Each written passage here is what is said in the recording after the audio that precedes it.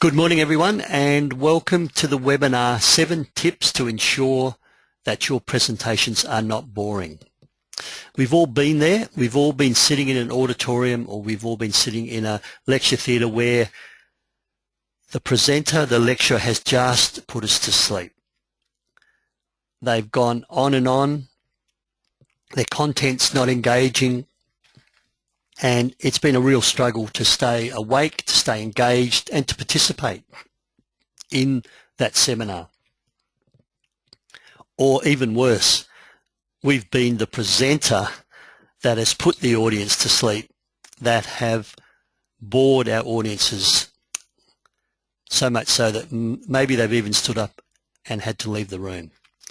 So today I want to give you some tips to make sure you're more engaging, that your audience stays interested in what you're saying, and you can be more effective and more confident. Because one of the things around nerves is people worry about, I'm not going to be engaging, or people are not going to enjoy my message. So that's what this webinar is for. My hope is that all of you on the webinar will walk away with 1 or 2 skills that you can do tomorrow. Let's say you have a presentation tomorrow, 1 or 2 things that you can do that will make you more engaging and definitely not put your audience to sleep.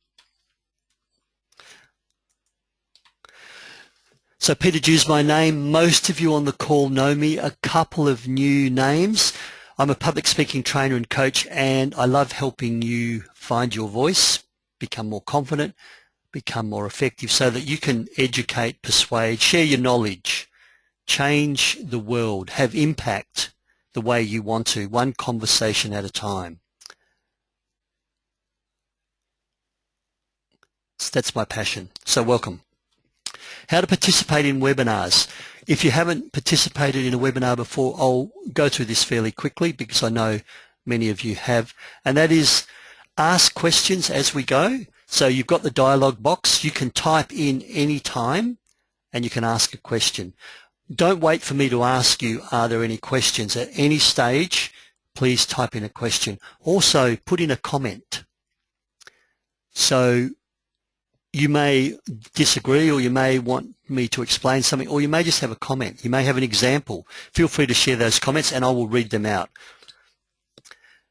I can open up your microphone. So put your hand up. You've got a little hand symbol, and I will open up your microphone. Only put your hand up if you've dialed in on a telephone, or if you've got a headset with that microphone in front of your mouth. If you've just got the microphone within your laptop or within your computer, if I open up your microphone, we'll hear all the background noise.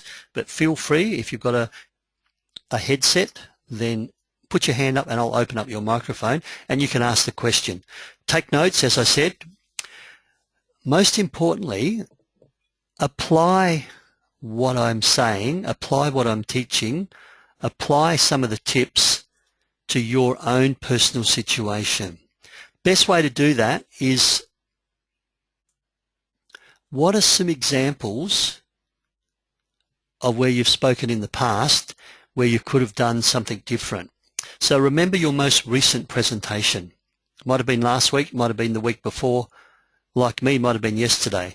What could have you done differently? What could have you included? What could have you changed that you learned from me that would have made yesterday's presentation even more engaging?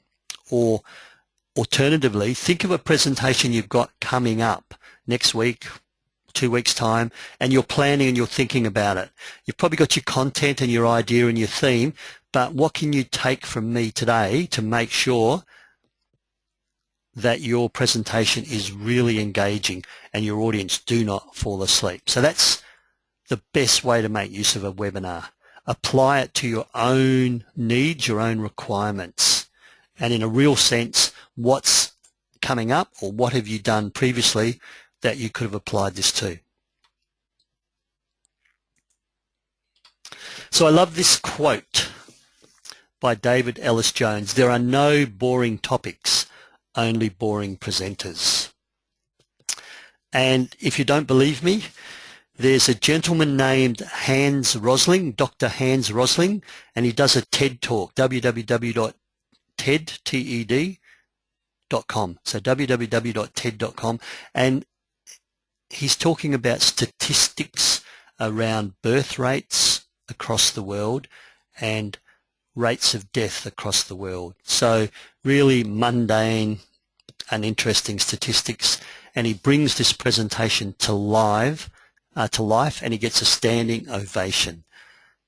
Pretty boring topic, birth rates and death rates over the last 50 years around the world.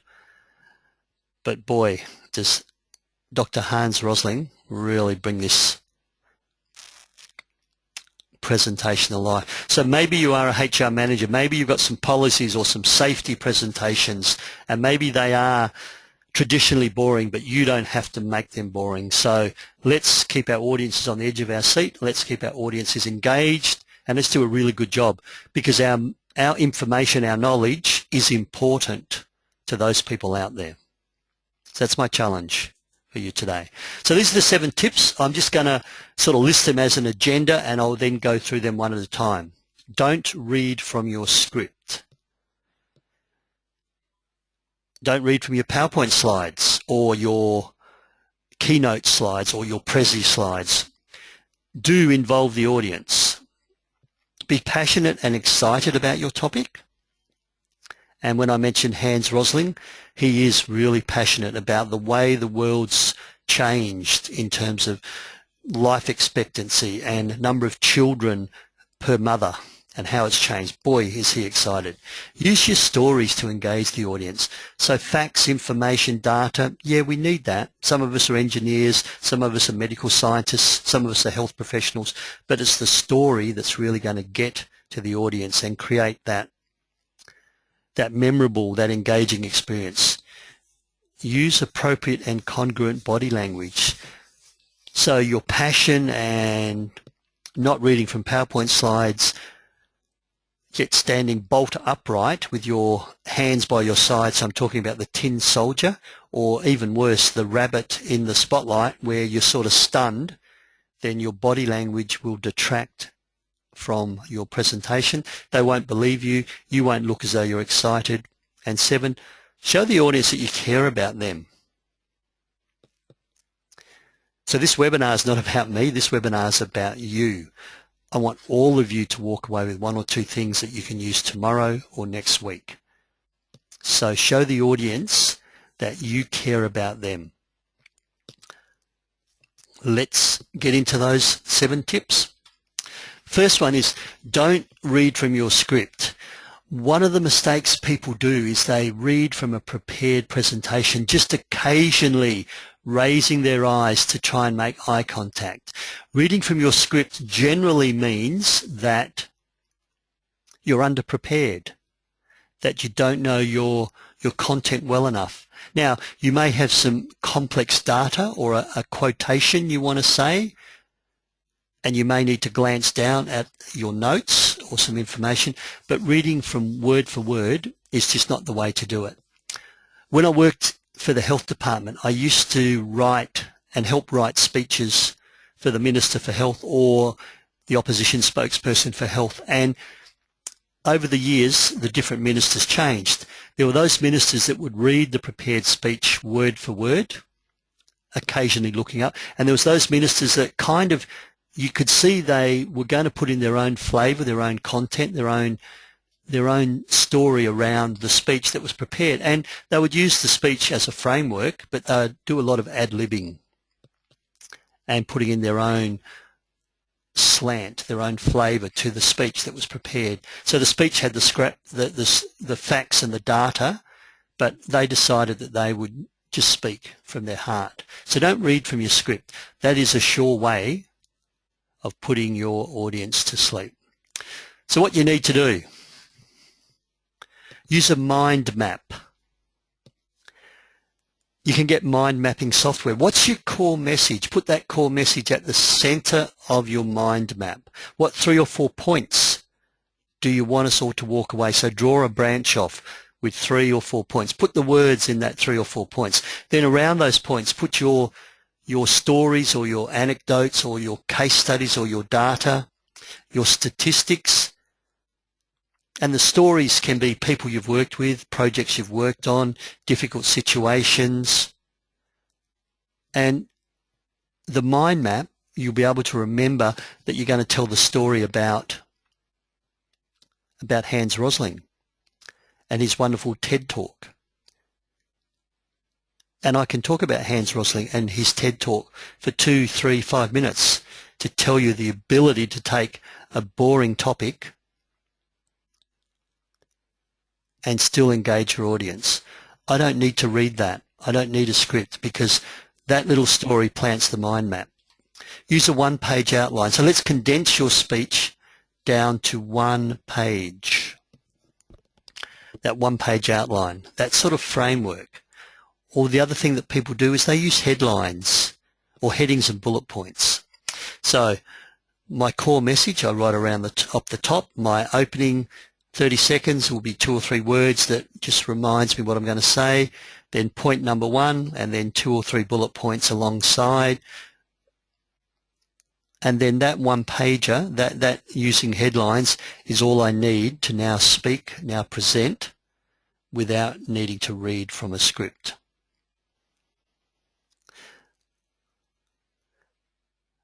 Now, there are situations where you do need to read from a script, and I know that a lot of times people delivering eulogies will read from a script. Wedding speeches are much better delivered, from the heart, extemporaneously, without reading from a script. And our ministers for health, so those that do read from a script, I'm not saying they've done anything wrong. I'm not saying that they're bad. Imagine if you were the minister for health, and imagine how many speeches you have to deliver each week. And just imagine how difficult that will be. So there are occasions when you need to use speeches, but my recommendation is speeches will put your audience to sleep. Don't read from your PowerPoint slides. So this is the second tip to make sure you don't put your audience to sleep. If you read word for word from your PowerPoint slide, then it's really being a little bit disrespectful. And this is indeed death by PowerPoint, and your audience will fall asleep. It's important to understand that PowerPoint is an audio-visual aid that is for the audience. PowerPoint is not your teleprompter. So don't read from your PowerPoint slides one bullet point at a time. In fact, don't do bullet points. It is not your teleprompter. It is not your script. Bullet points is shooting your audience to death one bullet at a time. The PowerPoint slide is for the audience, not for you. Apologies for doing that to you. Can you please all wake up now? So don't read from your PowerPoint slides word for word. If you are doing the news or doing the weather on national television, you will have a teleprompter and you will be reading from that. But as a presenter, as a trainer, use your PowerPoint slide, use your keynote, use your other audio-visual aids as a means of enhancing, amplifying, adding to what you're saying, not to replace what you're saying. Steve Jobs said that most people who use PowerPoint use it because they're underprepared.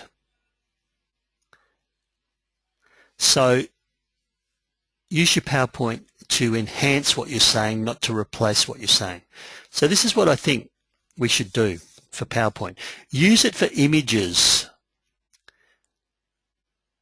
or photos or pictures.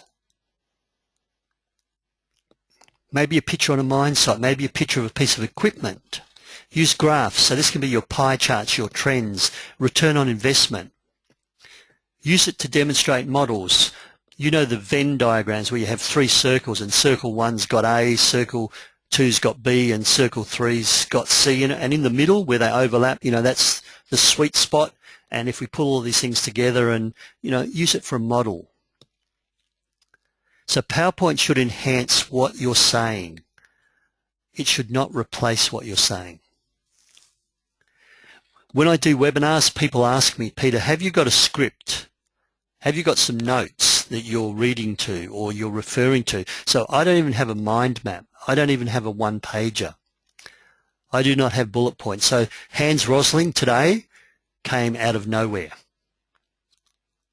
It was just a story, and I remember Hans Rosling, so I decided to share his ability to engage his audience on a boring topic. So the visuals, because you're sitting at your computer, are to enhance your experience, not to replace what I'm saying. So just going back, please, if you can, please avoid doing death by PowerPoint. Please try not to read your bullet points out one by one. And you may have noticed my voice even changed as I was reading them out. So don't do death by PowerPoint. And you'll notice I don't do bullet points. So what do? I use images, I use photos, I use graphs, I use models, pictures.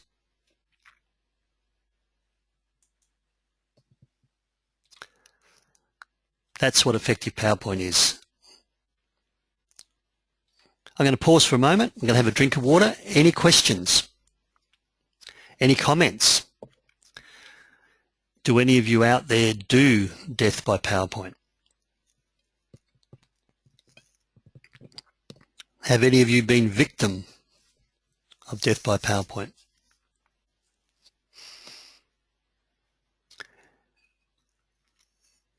It was quite interesting. Yesterday I spoke to, not yesterday, I was in Bunbury. The day before I spoke to one of the big mining organisations in West Australia, and next door there was another presenter, and the slide had about 20 bullet points, and I was next door doing presentation skills, explaining to people that you shouldn't really do bullet points. It's not the way to use PowerPoint. Okay, moving on. Tip 3, involve the audience. So remember when I said how to participate in a webinar? One of the things was to think and to apply. So when you're speaking and when you're presenting, rather than just regurgitate and throw stuff out, and some speakers think if they regurgitate enough, some of it will stick. Involve your audience and get them thinking. Get them to apply the situation. Get them to contemplate what their world would look like, what your next presentation could look like if you were to do this or if you were to change that. That's how you get your audience involved. Your concentration span is probably about 10 minutes. So how do I involve you? What do I do to keep you engaged? Is it easy to do? And I've just asked you 3 questions in a row. How do you engage them? What do you do? Is it easy to keep them engaged? That's 3 little rhetorical questions. Every time you ask a question, you just buy a little bit more time. I also use people's names, and people worry that I'll call out their name. So what do you think about this, Steve? What's your view, Margot? And if you're sitting in the audience and you fall asleep and I call out your name, you're going to be bolt upright and you're going to say, huh, what was that about? So I do it nicely and I do it sort of subtly, but people kind of realize that they could be asked to participate. So this is what I do. This is my little cycle for every 10 minutes. I tell people some stuff, some information, a little bit of a story, some data, some facts, then I show them. So my PowerPoint slide, or I move to a flip chart or a whiteboard and I reveal what the model looks like. Then I ask them,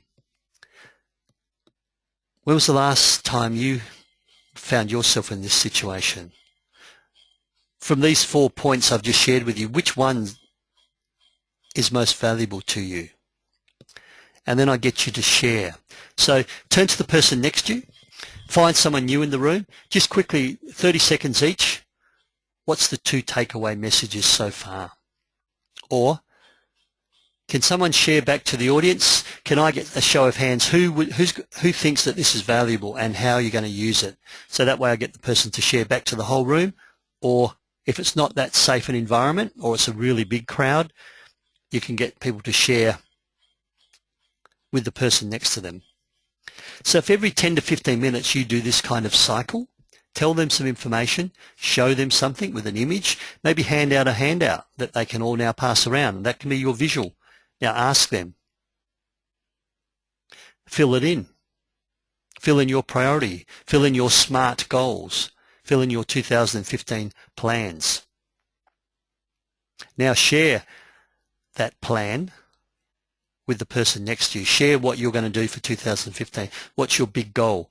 And the very active you asking yourself how you're going to do it and then sharing it with someone just embeds that learning and keeps you thinking. So, my strategy, tip number 3, involve the audience. Has anyone got any other ideas of how you can involve the audience?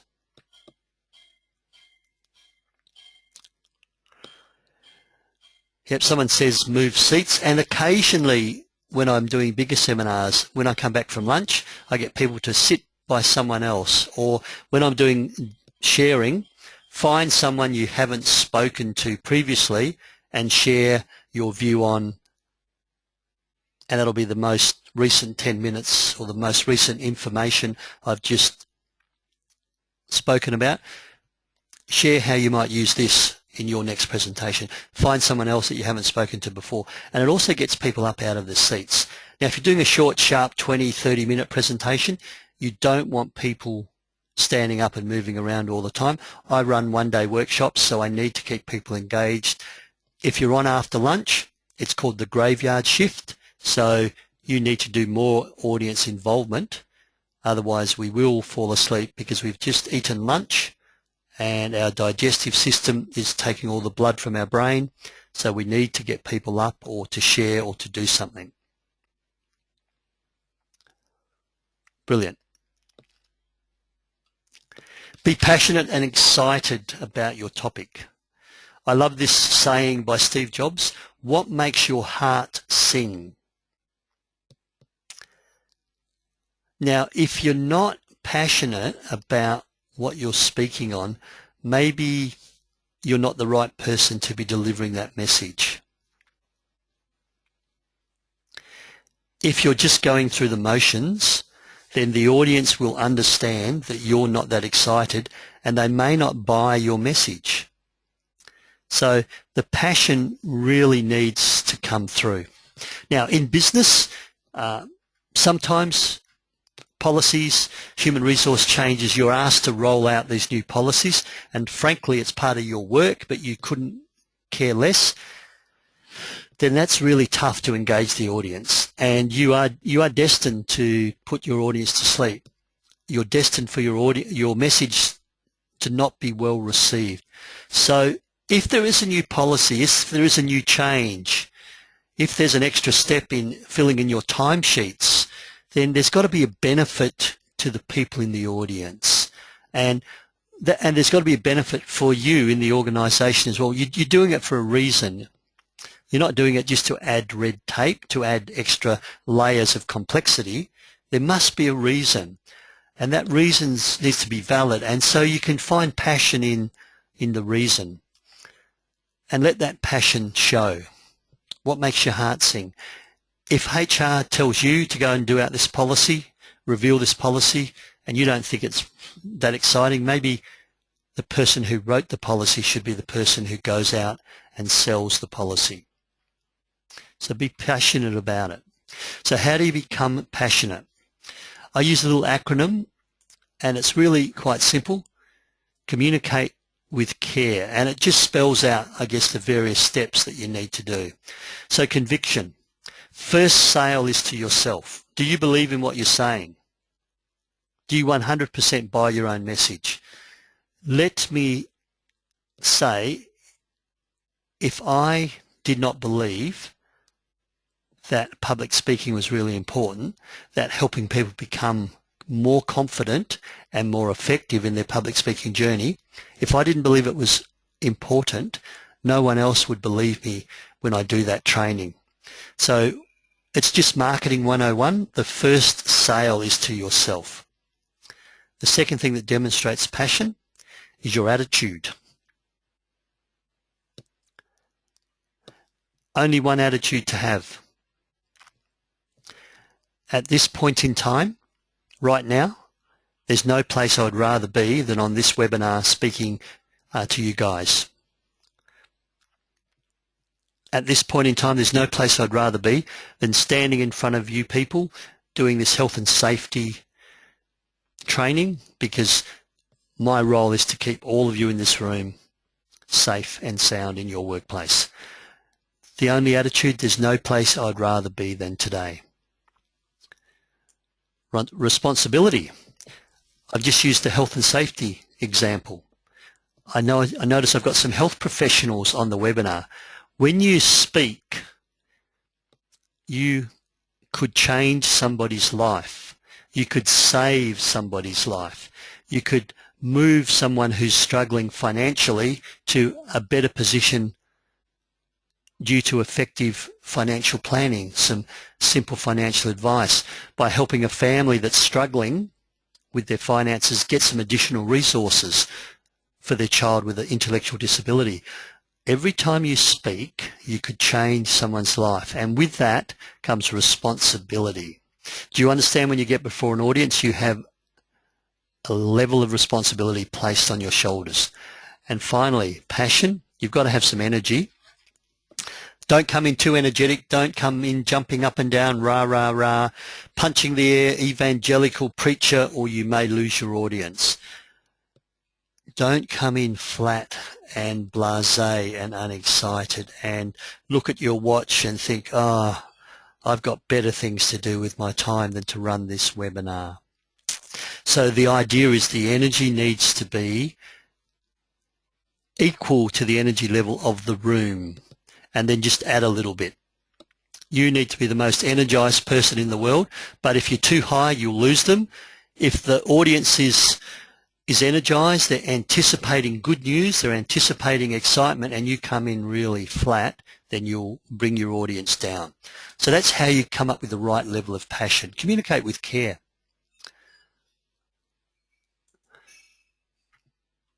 Quite a simple acronym. Okay. Just going to pause for a moment. Further questions, further comments? Does everyone feel passionate? If I can just do a quick survey, just write in. Does everyone feel passionate about what they're speaking on? Or are some of you just, it's just your job?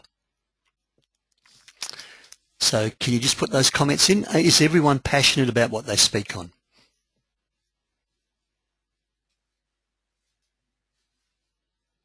So just go to the dialog box. Yep. Someone's passionate? Yes. Otherwise you wouldn't do it. Good, good. Some of us, and a lot of my clients are within the health, the disability and the not-for-profit sector. And a lot of the reason we're there is because we really want to make a difference to those people that are maybe not as well off as us, those people that have had some sort of trauma, some crisis. So yes, otherwise you wouldn't do it. Yes. And Margot, you've put your hand up. Do you want me to open up your microphone so you can make a comment or ask a question? Or were you just indicating that you are passionate about it?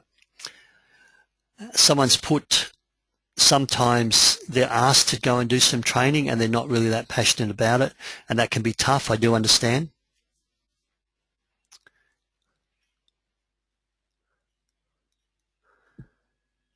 So Margot, I've got your hand up. Shall I open up your microphone, or in fact I'll just put your hand down.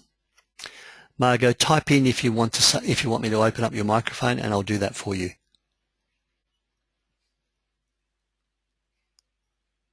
Okay, we'll just leave that.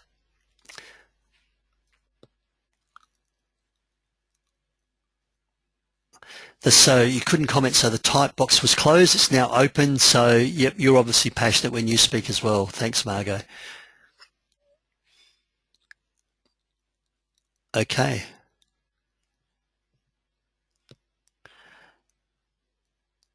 Don't you love webinar technology? Let's move forward. Tip 5, use your stories to engage the audience. So stories are really valuable. Stories need to be relevant to what you're talking about. Stories need to have a point that highlight what you're speaking about. The reason I love stories is because, and this comes back to don't read from your script and don't read from your PowerPoint slides. I don't need to write my stories out. I just remember my stories and I just tell them as they go, one story at a time. So if I forget, if I don't give you the story exactly right, it doesn't matter. It doesn't matter whether it was 1985 or 1986. It's the point of the story, and I can tell my story just extemporaneously. I can tell my story without needing to read from my notes. And I have a whole range of stories. I have 100 different stories, but each story has a little point.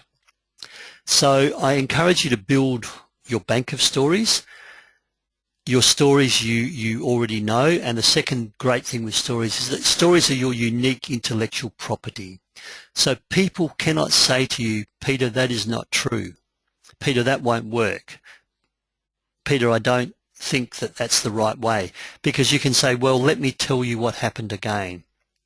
I had this particular client who was struggling and we had no funding available.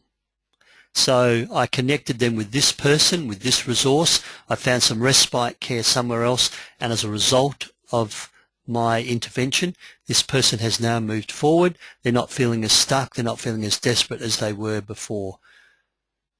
But hang on, Peter, that's not how we do our case management. That's not in the book. That won't work. That's wrong. Okay, let me tell you what happened again. I had this client that was really struggling.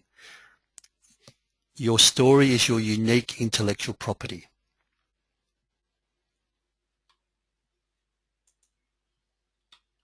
So when you tell a story, make sure that the story has a point.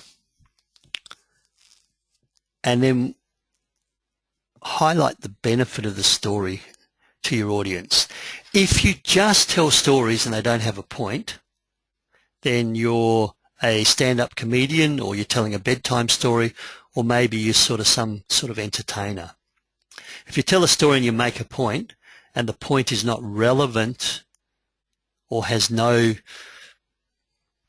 benefit, no implications for the audience, then you're probably speaking to the wrong crowd. So it's important that you highlight the benefit. So when I spoke about Hans Rosling,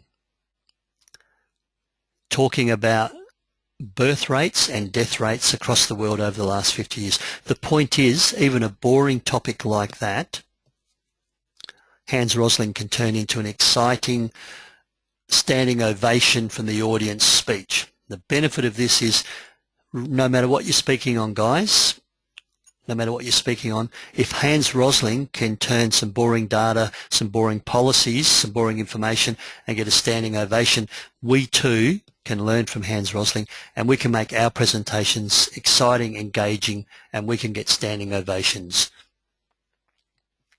And I mean metaphorical standing ovations. So tell a story, make a point. The beauty of a story is the story creates that visceral response, that, the gut response. If you give us information, then what we get is we get data, we get facts, and we create a neurological response. People remember the visceral response more than the neurological response. So you'll remember how I made you feel. So when you come to my workshops, you'll remember how I made you feel more so than you'll remember exactly the 4-step process or what the statistics are. And if you make your audience feel, there's light at the end of the tunnel. I can now work through this problem. I can now see that there is a way forward. They're going to walk out and they're going to be impacted upon. They will remember that you've made them feel that you can do this. They may not remember exactly the 3 or the 4-step process, but they can find out. They've got your workbook, they've got your email. They now know to go and see a financial counsellor, because they now know that their despair, there's light at the end of the tunnel. So one of the things that we say is that you will not remember what I said, rather you'll remember how I made you feel. And that's what stories do. Stories help people take you on an emotional roller coaster ride. So Christmas is just around the corner. We've got to do some shopping. I certainly have to do some shopping, and I am a last-minute shopping guy. Who on this webinar has got a spreadsheet, a decision-making tree, and who's going to shop and choose what they buy using an analytical, thorough, and logical process? Who's going to go in and just, wow, that's nice, and use their gut instinct and their feelings to buy their shopping? And some of us may spend a little bit more than we should, and then we have to pay off our credit cards in the new year. The majority of people will shop on what they feel. So it's the visceral response is how we make decisions. So if you give people lots of data, lots of information, they may not remember it. So your storytelling is how you create that memorable, visceral experience. Tip number 6, use appropriate and congruent body language. This is about walking the talk. Your body speaks louder than your words, and you may have seen that graph where 58% of our message is in our nonverbal communication, about 30% is in our voice, and 10% is in the words that we say. So your body language can really have an impact. I mentioned in my introduction standing there bolt upright like a tin soldier and trying to pretend to be passionate about something. It's not going to cut it with your crowd. It's not going to cut it with your audience. More importantly, are you aware of what your body language is saying about you? One of the wonderful things about my workshops is everyone gets to stand up and speak, and I give them feedback. And a lot of it's around their voice and their content, and it's really great. But I always give people feedback on their non-verbal communication, and many people are not aware of what they're doing.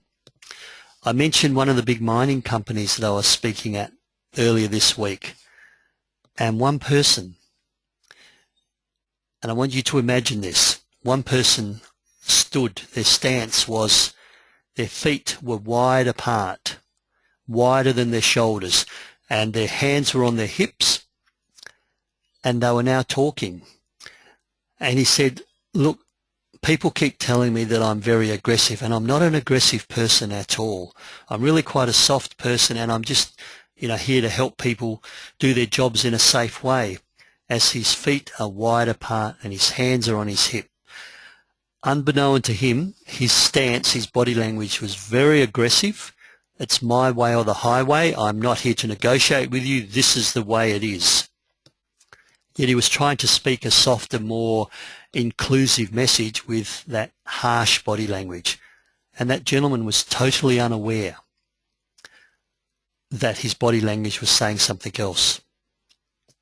There's research that shows female audiences or female members of the audience are sick and tired of male speakers that point at their audience. So thrust your hand out and point the finger, point all 4 fingers, point the whole hand and jab it towards your audience. As men, we need to stop doing that. And I think even as female speakers, there's softer directional gestures you can use than pointing at the crowd with that sharp jab. We see that with our politicians quite often. Are you aware of your body language? It speaks louder than your words. So, this is yours truly. and some gestures you may or may not be aware of. This one's called the fig leaf. This is passive. This is shy. This is I really don't want to be here. This one, hands on hips. It's a valid gesture, but if this is your predominant stance, like the mining person, this is aggressive. This is I'm closed. When you're sitting down, arms crossed often means you're just comfortable, but when you're standing up and presenting and that is your predominant, it also means I'm closed. This one is also a little bit passive, arms behind your back. And especially if the picture you're looking at shows the arms almost parallel, but let's drop those arms behind my back sort of down towards my trousers, then that is definitely passive. Fingers apart. I'm not very credible. I'm not very credible. And I'm sort of pushing back, which might be appropriate for the gesture. So are you aware of what your body language is speaking about you? Really important. You might be passionate, you may be reading without notes, but your body language may tell the audience that you're not really interested. It may tell the audience that you're passive or you're aggressive, and you may lose them, and all of a sudden, I'm not going to listen to this guy, so I zone out, I check my emails, and you've lost me.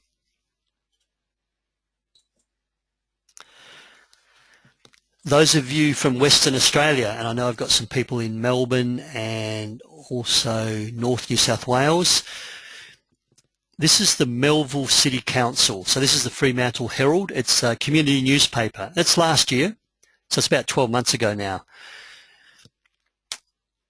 The council has had to implement this policy. Negative body language is to be banned at Melville City Council under a new, more restrictive code of conduct for elected members. So these are the councillors that get elected. Examples of outlawed behaviour include shrugging your shoulders, rolling of eyes, deep sighs, finger pointing, turning our back on someone, standing over, throwing of documents, slamming of fists, or slamming of the door. Breaches of this code carry financial penalties. I couldn't believe it when I read this. They've had to put in a code of conduct to manage councillors' body language at one of West Australia's city councils. Your body language is speaking. Your body language can engage and keep your audience interested, involved, or your body language can make your audience zone out and not take on your message. Most of this stuff is aggressive and not the sort of body language you'd want to use. Tip number 7. What's in it for me? Remember I told you about the story? Tell a story, make a point, and then highlight the benefit. So every time you speak, come at it from your audience's perspective. What do you want from me? You want to be more engaging. You want to keep your audience on the edge of their seats. So every time you speak, you may have a core message and you may think what you're talking about is really important and it's the best invention since sliced bread. But hang on, take a step back. What does your audience want from you? Walk in their shoes. Get an idea from their perspective. How do you solve their problem? How do you help them achieve their goals? So every time you present, if you want to be engaging, make sure that it's about the audience. So this means solving their problem. How does your message solve their problem? How does your message remove their pain? How does it help them achieve their goals? How does it help them maintain or achieve their KPIs? How does it help them reach their dreams? A good way of thinking about this is try and get in your audience's footsteps, walk a mile in their shoes. What is keeping them awake at night? So that's the pain or the problem. Or alternatively, what are they daydreaming about during the day? That's their aspirations, that's their desires. Make sure your message addresses that. Any questions? They're the 7 tips. I've got one bonus tip, one extra tip for you. I'm just going to pause for a moment. Any comments on those 7 tips so far? Does everyone come at their presentation and the content from what's in it for your audience? It's kind of the benefits, and people don't buy on features or characteristics, they buy on benefits to them. So let me put it this way. I call this tough love. You are a selfish group of people. Each of you is on this webinar out of self-interest. When someone comes to your workshop, when someone comes to hear you speak, they've come because they have a desire to learn something, to solve a problem, or to move forward. So make sure you appeal to that self-interest in the audience. That's what's in it for me. So these are the 7 tips. Just recapping. Which one are you going to find most useful? Which one do you think you can use tomorrow or next week to engage your audience?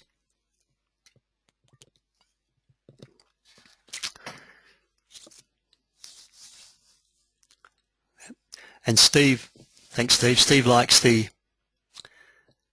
tell, show, ask, share, that cycle. And it's really quite a logical cycle, and you can sort of break it down to 3. You know, the 4th point is the sharing. So give people some information. Show them an image, a graphic. Some of your audience are visual learners, some of them are auditory learners, some of them are experiential. So then ask them to apply it, ask them to share, ask them to talk about it, ask them to speak to the whole room in terms of what they learn. So when you tell, you're appealing to those who are auditory learners. When you show, you're appealing to those people who are visual learners. And when you share, how does it apply to you? Think about it. That's appealing to those experiential learners, those that need to be involved. So they're called kinesthetic learners. They need more than hearing and listening. Yep, good. I'm hoping all of you have got something you can use. Just before I move on to the final tip for today, I'm running a webinar series over December and January, and it's simply because I don't run workshops over December, January. It's a really quiet period, so you may like to fast track your own journey, your own public speaking journey. There's 3 webinar series. One of them is how to overcome your fear of public speaking. You can call that introductory. The next webinar series is winning presentation skills. You can call that sort of intermediate. And the thinking and speaking off the cuff is a really advanced speaking skill. Good for job interviews, good for Q&A, good for dealing with sort of difficult people. Each of these series, whichever one you choose, runs for 5 weeks, delivered via webinar. You're going to have workbooks. You're going to have a question sheet that I send out after each webinar with questions. Then I'll give you the answers. There'll be extra resources, and I'm going to make the webinar recordings and the PowerPoint slides available to you. So if one of the 5 weeks, and it's the 8th of December, 15th of December, 12th, 19th and 26th of January, if one of the weeks you can't attend, you still do the learning self-paced. This series each week comes with a 20-hour Skype or telephone coaching session with me. So do webinar 1. So it's a 1-day workshop basically that I've broken down into 5 modules. Each of these is a 1-day workshop. After module 1, I send you out the questions, the answer sheets, and you can have a 20-minute coaching session one-on-one.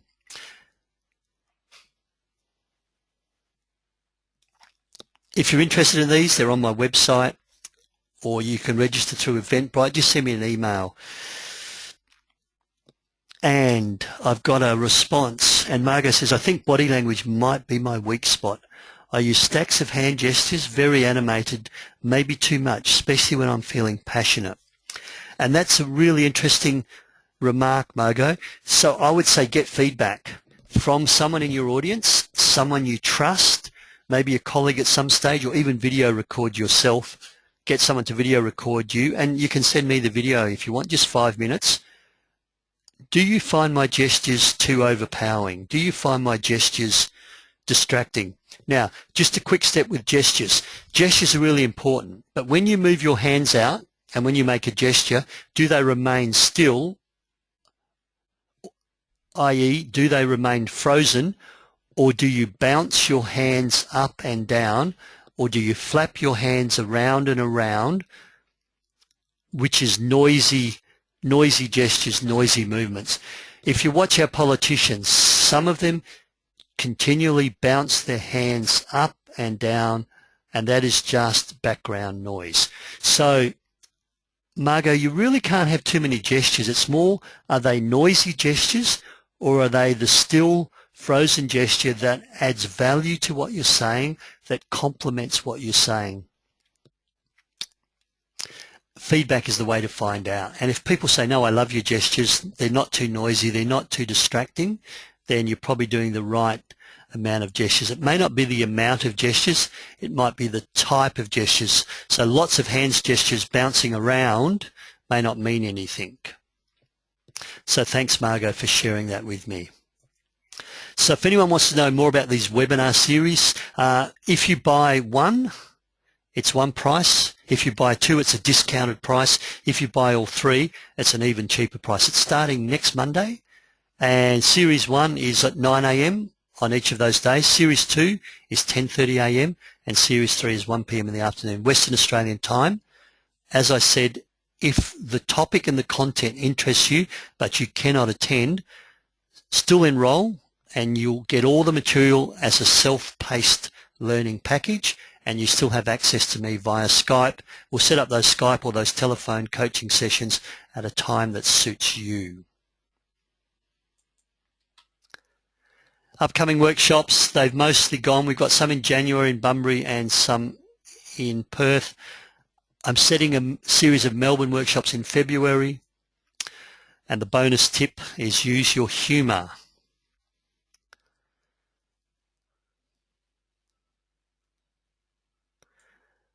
Be careful with humour. I'm not very funny. And I've just got one other comment. Fantastic, thank you. I've done off the cuff, and I can refer to that input. I think I'll rein them in. Good, good, good. That's Margot and non-verbal gestures. Yeah, you're going to rein them in a little bit. So get the feedback. Yeah, good. So use humour if you're good at it. If you're good at it. I am not very good at humour, people. I'm not a funny person. Self-deprecating humour is the right humour to use. And I love this quote from John Cleese. Now, this is when it's okay to read. Do you understand? I cannot remember the quote from John Cleese. I can kind of paraphrase it, and I sometimes do in my workshops.